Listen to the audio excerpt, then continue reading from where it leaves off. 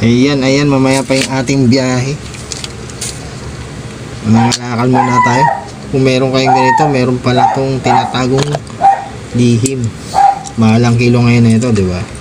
Ito lang, oh. Cut nyo lang dito banda. Medyo takip lang kayo ng ilong at masakit sa ilong, chemical niya. Ayan, oh. Bubulak-bulak pa. Tapos cut natin tong balat niya pag ganito. Cut natin.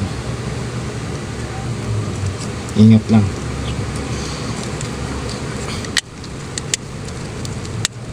Mahalang kilo ngayon na ito. May pambiyahe natin, kaya makangalakan muna tayo. Ito, nakakunik pa to dito yung loob nito, kaya di mo basa-basa mahihila.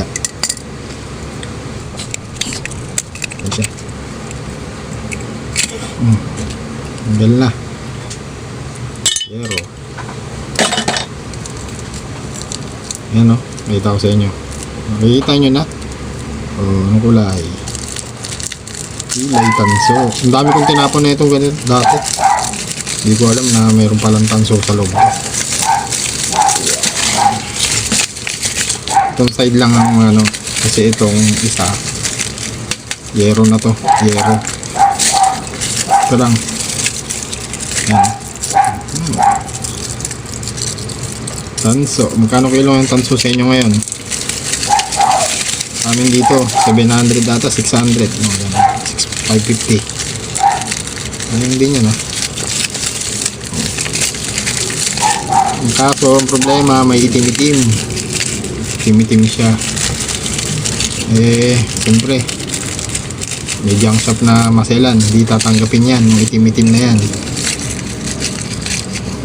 Kala pakita ko sa inyo, may diskarte tayo dyan. Yan, kailangan lang natin ng tubig. Yan, tubig, lubluban, tapos ito naman yan ay suka. Ang totoo niyan, nagamit ko na yan.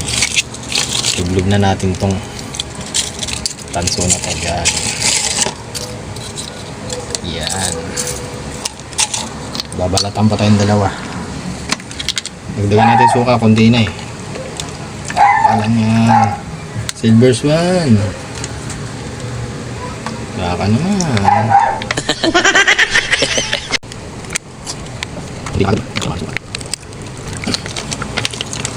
Yung ano niyan, yung tapos na kayo, yung sabaw na itim na yan, pwede nyo pa ipaksiw yan.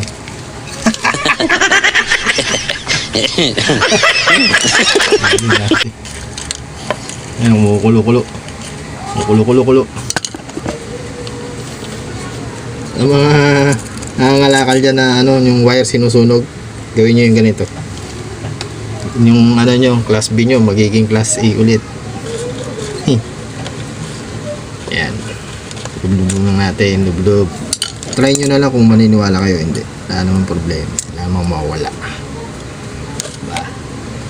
Ayan yung tansuri nyo, no? Oh. Tansong malupit. Wala pa naman tayong biyahe, mamaya pa eh. Kaya, mangalakal muna tayo. Oh. Agad-agad, diba?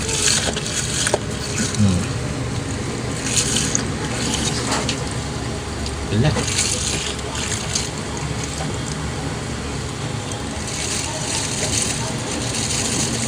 Kilo rin yan, ha? Guhit din yan. Kahit paano, pandagdag sa kilo. Taglig natin sa tubig. Ay, lambot masyado na ito. Parang papel na kasing tanso na to. O, yan. Punit-punit na. O, pwede na, diba? Kakal na yan. Okay, ganito na. Ngayon, may alam na kayo, ha? Huwag yung basa-basa tapon niya. May tanso talaga yan.